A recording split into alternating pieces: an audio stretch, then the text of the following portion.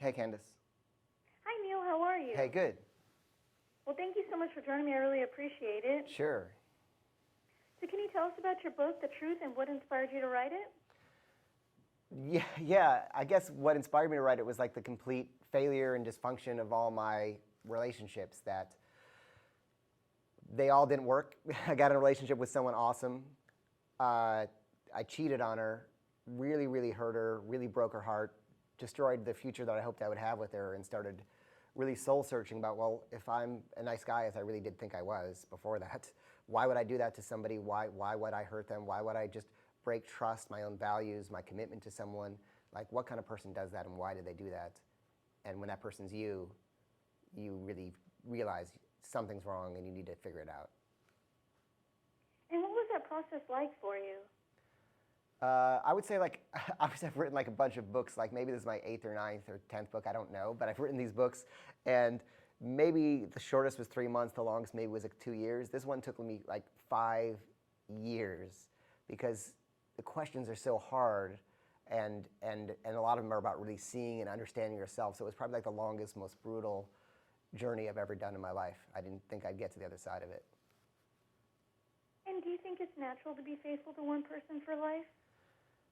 Yeah, I think they're the wrong questions when we're asking, like, those are the questions I used to ask. Hey, can I really, if I commit to this person, can I really be with one person for the rest of my life, no romance or sex with anyone else?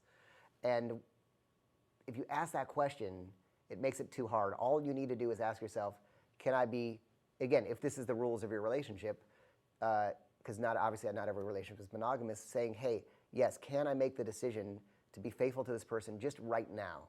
And if you just live in the right now with your partner, the rest will take care of itself. And what do you think the key to better relationships and greater happiness is? Let's see, there are so many keys, but I would say like this big shift in thinking is that whatever the problems are in your relationship, whatever problems you're having, they have nothing to do with the other person or even the relationship. They're only about you and the way you relate to that person.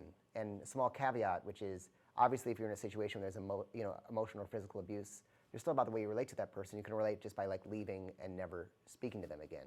But you have the choice. You can't change somebody else, but you can change and work on yourself and the way you see things. And what draws us to what draws us to the partners that we choose?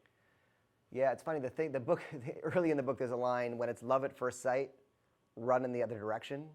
And the idea behind that is and it's kind of a little glib, but the real point is, often, like, we're attracted by our wounds. We're attracted often by our childhood experiences and looking for little templates. Our first experiences of love are with mom or with dad, and they set certain templates in place. And we then go look to not just get that replicated or to get the opposite of it, or most often, to get someone who's kind of like mom or kind of like dad, and to get what they never gave us from this person to kind of heal that childhood wound. So there's a lot of deep, unconscious stuff going on in our choices, and once you become conscious of that stuff, your whole relationship starts to change. Is it possible for a notorious player to change his ways or her ways? Yeah, I think it is possible, but you're not going to be the one to change them. So if someone's listening and they're like, they like to date someone or reform them or change them, like, you're the problem. No, you can't. You have to accept someone as they are. So, of course, they can change if they make the choice and the decision to change, and not just that, but do the actual work to change. People always say they want to change, but they don't make that change. So they really get sort of under the hood of their heart or their brain and start, fixing what's broken. And what's the first step you need to take to actually make that change? Sure. The first step is self-awareness. The first step is really realizing what are the patterns that are dysfunctional in my life that I'm just playing out. So the first step is just self-awareness and really understanding, okay, am I resenting my partner because they did something? Where does that resentment come from? Is this even true?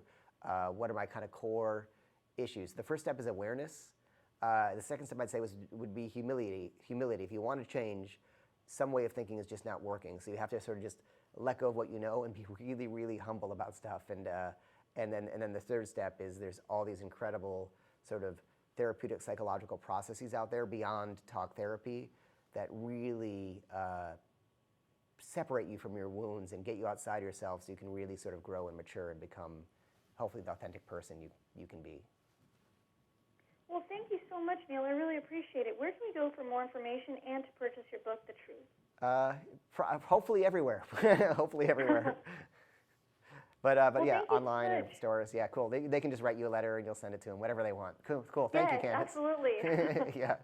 I'm getting my copy today, so after I read it, I'll definitely send them one. Oh, awesome. Cool. Thanks, Candace. Of course. Thank you, Neil. Okay. I appreciate it, and have a great afternoon, and best of luck with the book. Okay, good talking. Bye-bye. You too. Thank